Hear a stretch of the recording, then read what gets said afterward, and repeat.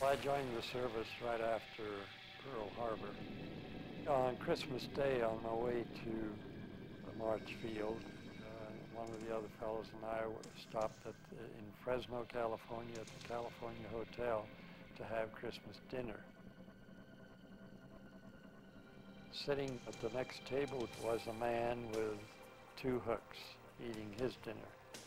I took one look at him and then I couldn't look back at him anymore. And I just thought in my mind, if that ever happened to me, I'd rather be dead. I became a flight engineer on a B-18 doing anti-submarine patrol work off the Atlantic coast.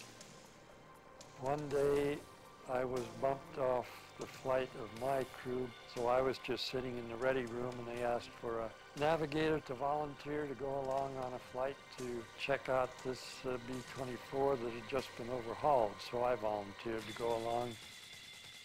So I went along on that flight and we only got up to about 500 feet when number 3 engine had a runaway prop and the hydraulic system went out. We weren't high enough to bail out, so we had to ride the airplane in and do a crash landing. The top turret broke loose and came down on my legs and had me pinned in there. And it immediately broke into flames because the wing tanks ruptured. The flames were coming at me right around this turret. And so I held my hands over my face for a while to help protect my face. There was no doubt in my mind that I was going to burn to death. There were some infantrymen who ran up and helped pull me out of the aircraft. The ambulance was there and they took me to the base hospital. Well, I felt fortunate that I was still alive. I'm laying in bed because I have both arms and both legs in casts because of all the burns.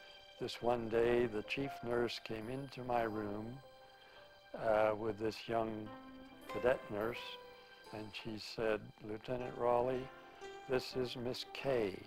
She's going to be taking care of you." And I looked at her, and I guess it was a situation of love at first sight, because I really thought she was something. She had this real neat smile. It just lit up her whole face. There was a whole hospital full of disabled men, legs off, arms, one arm, two arms. Here was a patient to be taken care of. One of her duties was to feed me my meals. And one of her habits was when she was, for instance, helping me drink milk from a glass, someone would stop by and she'd turn and start talking to them, and I'd wind up with a milk bath or two, but I didn't mind. She had other patients to take care of too, but as far as I was concerned, I was the most important patient she had. So I'd think up little things to make excuses for her to come into the room so she could light up the room and light up my life. In December of that year, Ed went home on leave. I probably sensed that he was getting kind of serious, but I figured, well, I'm going to go in the Army. I decided this was the thing I wanted to do.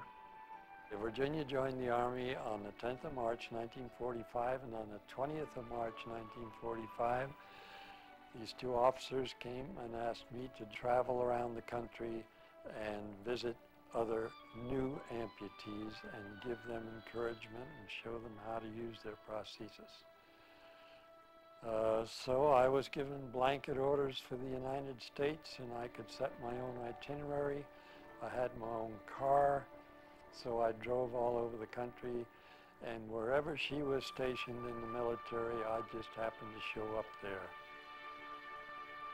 We were good friends.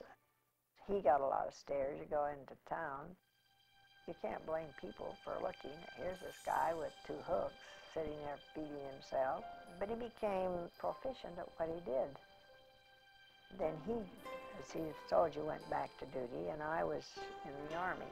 When I started showing up at the hospitals where she was stationed, she sometimes wondered what's going on here.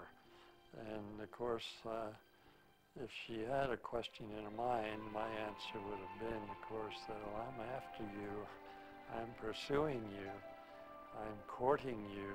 We did get engaged and were married at Fort Douglas Chapel. He certainly is an example of anyone who's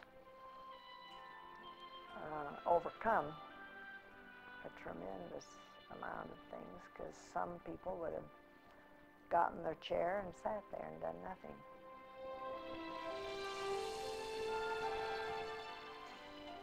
He used to build things, like he built a sled for our children, and always doing something. He's done some real great artwork. He even built a cannon, and he built a little boat. My dad used to watch him and just couldn't believe the things that he would do. He made up his mind he wanted to do things, and he did. Because of her acceptance of me, gave me plenty of incentive to learn to do things.